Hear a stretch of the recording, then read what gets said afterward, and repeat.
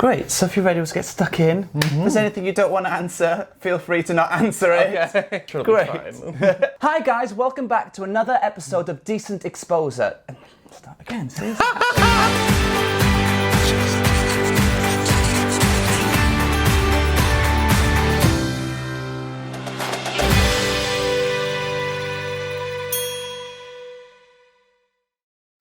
Hi guys, welcome back to another episode of Decent Exposure. Today, exposing themselves decently is none other than Canadian drag superstar, Miss Brooke Lynne Hytes. Hi. How are you? I'm good, how are you? Good, thank you so much for coming onto my channel today. Oh my god, it's my pleasure. So you're over in London at the moment. I am, I'm in London. I'm doing Porn Idol. Yay! Tonight, I think, yeah. I'm so happy to have you on my channel. My channel is all about theatre and drag. And you, as a dancer, a performer, and a drag queen, just sort of sum that all up for me. If only I could sing. Make the full package. The full package. How much does your dance training still influence your drag? Oh, quite a lot. I mean, I'm kind of known as a dancer, Yeah. so I would say I'm like kind of forced to dance now. I don't have a choice. Yeah. I don't have a choice. But it served me quite well, so I still use it quite a bit in my performances. Now, you started dancing actually quite late for a professional dancer. You were 15, is that right? Yeah, 15. And you went straight to the National Ballet School of Canada. Yeah, I just kind of jumped right in, didn't I? Yeah. It was crazy. I mean, that must be, you know, an incredible experience, but also going there must have been people who've been dancing for years. How was it playing catch-up with the other students? Oh, it was horrible. It was so hard. I mean, just that first year, because I literally had, I think, maybe 6 months ballet training going in. Wow. And all these, like you said, all these people had been there since they were like grade 5, like little babies. So it was really hard catching up. Like that first year was very brutal. And it was kind of weird mentally because I'm also the youngest child. So it felt like I was always playing catch up my whole life with my older siblings, and now I go to this ballet school and I feel like I'm the youngest child again playing catch up. So mentally it was a total mindfuck. It was really hard though. But it was great. I mean, it was an amazing experience. As for ballet, it's a lot different to other dance disciplines because you're either born with the facility or you're not. And I mean, clearly, you are born with the facility. Maybe she's born with it. Maybe she's born with it. I did gymnastics as a child for like a year, which helped a little bit with my flexibility and stuff. Yeah, of course. Like it's really hard to get flexible if you're not like stretched properly as a child and stuff, if you just don't have it naturally. So that helped me. So it was during your time at the ballet school in Canada that you started doing drag. I had graduated and then I stayed for 2 extra years for training because I needed it. And it was kind of in that time that I started dabbling my fingers in it. The National Ballet School of Canada is located right in the gay village of Toronto. So every day I would go to school, I would literally have to walk through the gay village. It's called Church Street. I'd have to walk down Church Street, past all the bars, past all the drag queens, like going home every night is what I saw. And that was like my first kind of exposure to gay culture. And I saw it every single day. And I was like, oh my God. I want to be in this. Yeah, of course. That was a good Christian boy. I didn't know anything. I just knew it was like wrong and taboo, but fabulous at the same time. So I think I was 19 the first time I went out in drag. How was that experience? Terrifying. Yeah. I was staying, at that point I had moved downtown, and I was living just across the road from the school. And just I was literally like around the corner from the gay bar, the drag bar. And it was like it was probably 500 feet from my door. Oh, wow. But it was the longest 500 feet. Yeah. I remember I looked so bad too. I didn't have a wig. I didn't wear a wig, and I didn't wear lashes. Oh. Because I didn't need to, because I was real. Oh, okay. Yeah. I remember exactly what I was wearing. I was wearing blue, like my friend Brittany's tight blue jeans, and then I had on her like, she had like a baby blue like crop top hoodie zipped up, and then I just had like my boys stage makeup on from the ballet school. Like we got it from MAC. Like my foundation was literally like that pancake foundation that you have to add water to. Oh God. And just like eyeliner, and then I had brown hair at the time. It was kind of like a brown pixie cut. The short hair. Short, yeah, very short. And I just toddled my way out, and I had on 6-inch like pleaser, those like patent leather black pleaser pumps. Oh, God. That was like the one thing I had in drag. So I don't think people understand how hard it is to physically, when you've never done it before, to literally just leave your house. Yeah. And I remember that first day, I walked there by myself. I went in by myself, just alone. And that was terrifying. I mean, that made my stomach go just thinking about it. I just remember walking out my door and like, are like people gonna see me? And right across like the street from my front door was a big restaurant and with a big patio. Yeah, it's terrifying. So I always, whenever I see like a queen out for the first time, I'm like, good for you. Yeah. After leaving Canada, you actually went to Cape Town to join the Cape Town City Ballet. I did. I read online, whilst you were in South Africa, you didn't actually do drag. Is that correct? No, I didn't. Yeah. So I did drag in Toronto. I did it like on and off, and it's probably like once a week or once every 2 weeks, just kind of like, and I was never paid. Right. It was just like, I made friends with the queens and I would go and drag and hang out. That was when it was fun to go get in drag and just go out and drag. Yeah. Those were the days. Those were the days. I actually didn't get paid to do drag until I was probably about 26. Oh, wow. 26, 27, yeah. So anyway, I was doing that and like doing like talent competitions, and that's the only time I would make money doing it. And then I moved to South Africa for 2 years, and there's really wasn't a drag scene there that I knew of, and I was super poor, and I was super like ballet. So I did that for 2 years, and it was amazing. I still go back there once a year, actually. Oh, really? It's like my favorite place on earth. Is there a good gay scene in Cape Town? There is now, and actually then there was like gay marriage was legal when I was living there, and this is like 14 years ago now. And I'm actually going back there in like 2 weeks. I'm 14 years. I've been going every year for 14 years. One of my best friends, who I met in the ballet company, I go back and visit her and her husband. I've never been on fucking safari, and I'm finally going on safari. Oh my God, amazing! After 14 years, I'm going. You didn't go on safari though? I was doing ballet every day. Well, no, I would go back and visit her, but like, it's just the timing, and they go every year, but the timing never worked out, and I just never would do it, and it's always been a bucket list thing of mine, and every time I go I feel so stupid that I've never gone, because I'm like, you're fucking in Africa, just go on safari. After leaving Cape Town Ballet, you moved on to actually the most logical step in your career, which was Ballet Trocadero, which is just such a great stepping stone. How did that opportunity come about for you? Well, I had learned about them in ballet school. They have a DVD out that that's back when you watched DVDs, and there was nothing else to do. And they had a DVD, and we would watch it all the time. And I've always been more interested in the female roles. I don't really care about male repertoire. Boring. No interest to me. So I saw this, and I had no idea this was an option. I was like, oh my God, this is amazing. After I was done school, actually before I moved to South Africa, and I went and auditioned for them in New York. Oh, right. And they accepted me. They were like, we want to hire you, but they were like, you have no professional experience, and because you're not a U.S. citizen, it's going to be really hard for us to get you a work visa. Right. So you need to go away, get professional experience. Right. Come back, and then we'll be able to get you a visa. And then I got the job in Cape Town. So I stayed there for 2 years. And it was just, I love it, but it was very far away from everything I knew, and the money wasn't great. I didn't want to be a male dancer. Yeah. So I stayed there for 2 years. I did a lot of like principal roles, and then I applied for my work visa. I got it, and I moved to New York. What were some of your favorite roles that you did at Ballet Trocadero?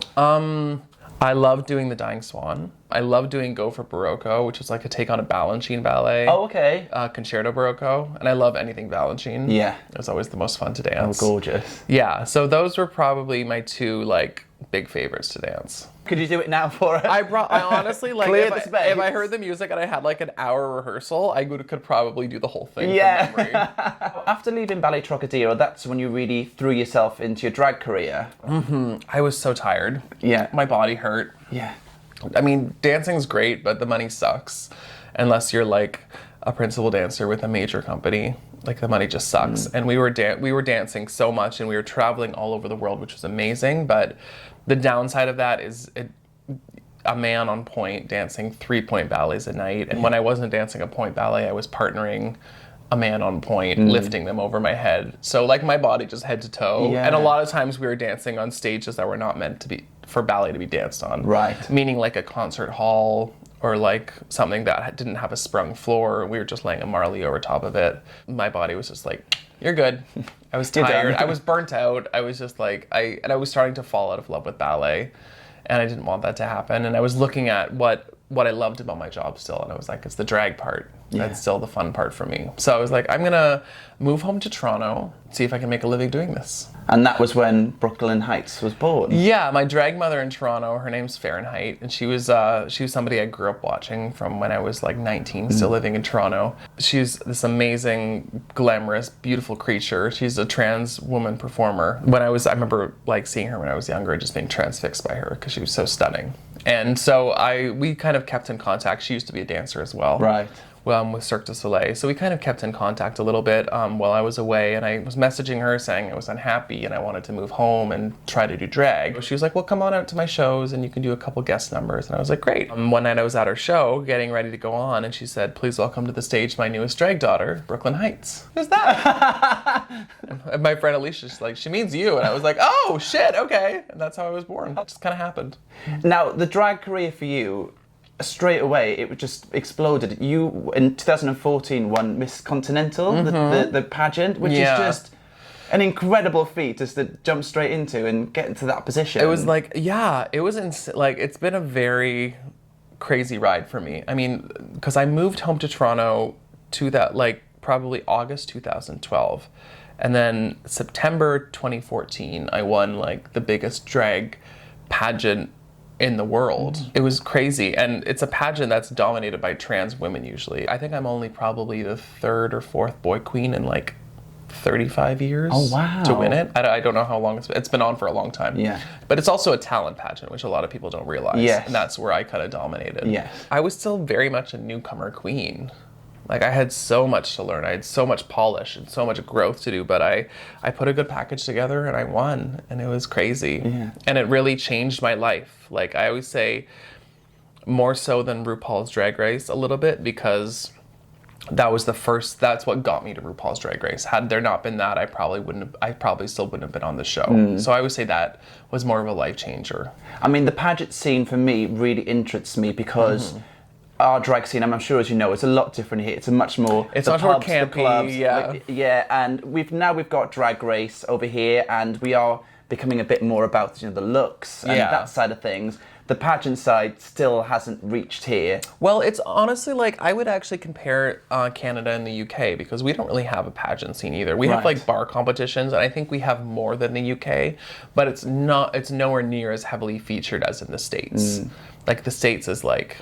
every city it seems that there's a very big pageant presence in some way or another. In Canada, besides the bar pageants, like, we don't really have pageants. It's just not something we do, and it's very much drag is done in bars and pubs. Yeah. So it's the same kind of vibe. Just to give us Brits a little insight into a pageant, how does a pageant compare to RuPaul's Drag Race? Oh, God. Well, a pageant, like, there's categories. So you usually, like, let's say for Continental, the first thing you do is interview. So you do registration, and then that same day you'll do interview. And you sit down, I think it's about 5 queens at a time, and you sit down with a panel of judges and you just have a kind of a conversation. Right. And it's usually about 15 minutes, and that's the first thing you're scored on. And then the actual pageant comes, and it's swimsuit, talent, evening gown is the first night. Right. And then from that, they judge everybody, and then it goes on to final night. And final night, they'll narrow it down to 10 contestants. And then you do it all over again. You do swimsuit, talent, evening gown, and then they narrow it down again to 5 contestants, and then you do question and answer. And question and answer is the one that always mixes it up. Right. Because usually the prettiest girl is the one who can't answer the question. Yeah, of course. So they switch. It's a very intense process. How many girls are in the initial stages? It depends. Every year's different. Right. I think the most we've had is 50. Wow. And then it's usually around 30. Right. Yeah, it's still one of the best attended pageants. Yeah. Because and it's great that I love that even in the age of RuPaul's Drag Race, it's still kept its weight in the community. Like, I shouldn't say as much, because it used to be RuPaul's Drag Race before there was RuPaul's Drag Race. Yeah. It used to kind of be like the biggest thing you could do in drag before television. But now, obviously, Drag Race has kind of taken that over. But in terms of like its respect in the community, like, people still show up for it. Yeah. And it's always sold out. So we actually just had a Canada Continental. I brought it back because it had been about 10 years since we had it, and it used to be one of the biggest preliminaries to Miss Continental. So when I got on Drag Race, I said I really want to bring this back as kind of like giving back to the system that did so much for me.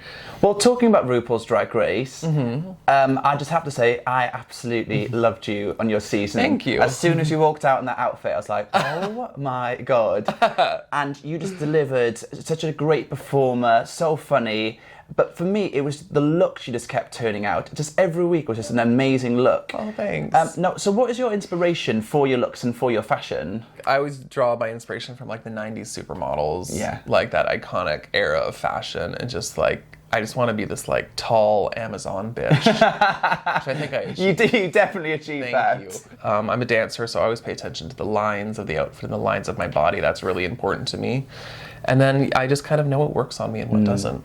I'm so over analytical and so self-critical that like I watch things back and I'm like, oh, I should have done that differently. And I pick myself apart of like how it could have been better instead of just being like, oh wow, that's really cool. I'm like, appreciating it. Yeah, there's no appreciating it with me. I'm just constantly like beating myself up because I wore like the wrong wig with something, in my opinion. One of my favourite looks on the series has to be the pink poncho reveal. It was absolutely incredible. Made that. You made it? I made it myself.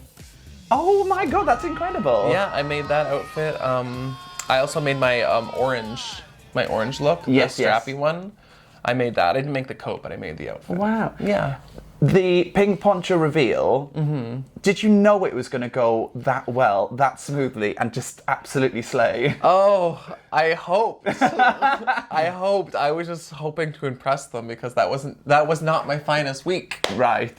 But it worked. Yeah. I remember being so nervous, and I always say it's a moment in time that will forever be ingrained in my head, is going out on that runway and just seeing them all, and they're all just kind of looking at you. And I just started walking, and I did the poncho thing, and I turned to the front, and I'll just never remember looking right at Rupaul, and his face just went, it was just the best feeling, like, because like I hadn't, up until then on the show, I hadn't had like a wow moment. Like, you know, like one of those, and that's what, we're making a TV show here. I was looking for like an iconic, memeable moment in the world we live in. Of course. Like that's kind of what it's about. And I hadn't had one of those, and I kept seeing other people have these like big personalities, and I'm not a big personality in my head. And I'd been kind of quiet and just kind of doing my thing. And that was my first like moment. That really, it's so funny. Everyone's like, oh, Snatch Game, Snatch Game, Snatch Game. And I'm really happy the way that episode went. Yeah. I'm happy I did bad at Snatch Game. Yeah. And honestly, in the end, like, if we were making a TV show, and if you look at a TV show has an arc. Like, you have to start somewhere and you have to finish somewhere. And I started at the bottom and I finished at the top. Like, it was a total, like, Snatch Game, runway, and then lip syncing for my life. And it was a really good week for me because it showed my strengths, it showed my vulnerability. And I was so vulnerable that week. I was such a mess. Yeah. It was really hard. Well, now I've got you here, and I've got you cornered in my little corner with my cameras here. There's something I have to ask you about because I can't find any information about it online. Drag Race Canada. I know it's happening. It is happening. I know you're a judge. I am. Is there any more information you can give us? Sure is not. I wish. Trust me, I want to know just as bad as you. It's coming. I don't know when, and I don't know where. Well, it'll be on Crave, the network that's doing it, and it'll be shown other places, I'm sure. But yeah, I don't know when yet. But it's coming. Is it going to be one to watch? Yes. Yes. I think it'll be one to watch. It's going to be a lot of fun, and I wish I could say more about it. But I literally have nothing to tell you, unfortunately, except I'm so excited to do it. Now, Brooke Lynne, we've come to the part of my interview where I get decent exposure on you. I'm going to ask you a series of questions, and I just want you to answer them as honestly as you can. Okay. So the first question I have for you, what is the one item you couldn't live without? The one item I could not live without? Probably my phone, I guess. That's a stupid answer, but like, because I totally could live it. Well, could I live without my phone? I know, that's the thing, could you? Like, if everyone else had one and I didn't. I could live. Probably, I guess my phone. I'll say my phone, yeah. That's a stupid answer, but it's true. I don't think you're alone in that answer either. Which talent or skill would you most like to wake up with tomorrow? Oh, being able to sing. I would give anything to have a beautiful voice. Like one of my testicles. Honestly. You could take one of my balls and if I woke up tomorrow and I could sing like fucking Jasmine Sullivan, and I want like a beautiful, like soulful voice. Right, okay. Like that's the kind of voice I love. I get into YouTube holes of singers and I just like go down the rabbit hole. So if you took one of my testicles and I would wake up tomorrow with a beautiful voice, would 1000% do it tomorrow. What is your most overused word or phrase? Fuck, probably. I say fuck a lot. I swear like a sailor. Or no. I also say no a lot. It's quite a good word, no? It can be quite a positive, self-protecting word. Absolutely, yeah. Yeah, you learn to use it more. A job you would like to do besides your own? I always wanted to be a model. I always wanted to be like a fashion model, but it never really worked out. Or a singer. If I could do something on Broadway, that would be amazing. Yeah. The quality you like about yourself? I'm a very loyal friend. I'm a good friend. Like when I'm your friend, I'm your friend.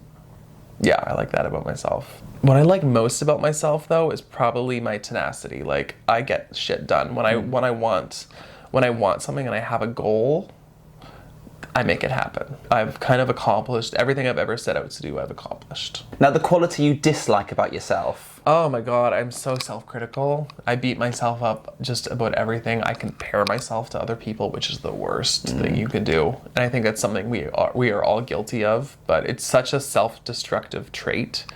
And it's definitely my least favorite thing about myself. Now, the quality you like in another person? I love confidence. I like that. And a good sense of humor is always great. Yeah. And a big dick. Now, the quality you dislike in another person? People who constantly have to talk, who don't know how to be quiet. I love being alone, and I love being independent. When someone's needy, and when someone just constantly needs to constantly talk. And I guess insecurity is a big turnoff for me. What has been your greatest accomplishment so far? I would still say winning Miss Continental. I mean, I didn't win Drag Race, so.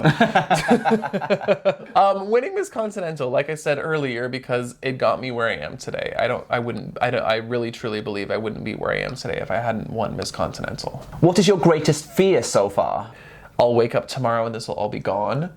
Yeah. Everything I kind of like work so hard for. It's a weird thing because like we kind of have this window to make everything happen for ourselves, because then a new season's coming out and it's going to be newer people, more exciting people. So you kind of have this very small amount of time to like make your mark, which I think I've done, and then to just keep the momentum going. So I think just kind of waking up one day and having it all go away. Would you rather continue with your life, or would you restart it knowing everything you know now? Ooh. But that would suck if you had to restart it. Like, you're like, fuck, I have 34 years to get to where I left. I think I would restart, though. Yeah? I think I would. Do you know, you're the first person I've interviewed who said they'd restart. I would. If I could go back knowing like, if I could wake up a baby and be like, hey. Great. I know shit. Well, think about it. If you knew everything that was going to happen, that would kind of suck. But at the same time, like, I would be a fucking bazillionaire. Like, you would know exactly what to invest in. Yes. You could warn people about shit. They wouldn't listen to you. Like, you could lottery numbers. Like, I could be like a famous mind reader or something. Yeah. I could like predict the future until a certain point, and then I'd be like, I'm retiring, guys. I mean, I like my life. I'll continue, but if I had the chance to go back and like unsleep with most of the people I slept with, and like Bianca wanted to continue, but I think she's almost dead. Yeah, so. That's a long way to go. Yeah, back. that's a long. 60 years is a long time. Now, my final question for you, Brooke Lynne. What are you most grateful for in life? Just my life. I'm most grateful for my life. I mean, I have been given the most incredible opportunity. I have amazing friends. I have great family. I have amazing fans, people who travel the world to come and see me and will travel to different continents and wait outside for hours in the rain and wait and pay for meet and greet lines and buy my merch. And just never in a million years did I think this was an option for me, or that people would care about me in that way or have any interest in my life or in my career. And it's a very humbling, cool thing to just be able to do what I get to do. Well, Brooke Lynne, thank you so much for joining us on Decent Exposure. I hope you enjoyed your experience. It was great. I had a wonderful time. If you don't want to miss the next episode of Decent Exposure, make sure you hit the subscribe button down below to catch the next episode. But for now, Miss Brooke Lynne Hytes, thank you ever so much. Thank you. Mwah. Mwah. Bye. Bye.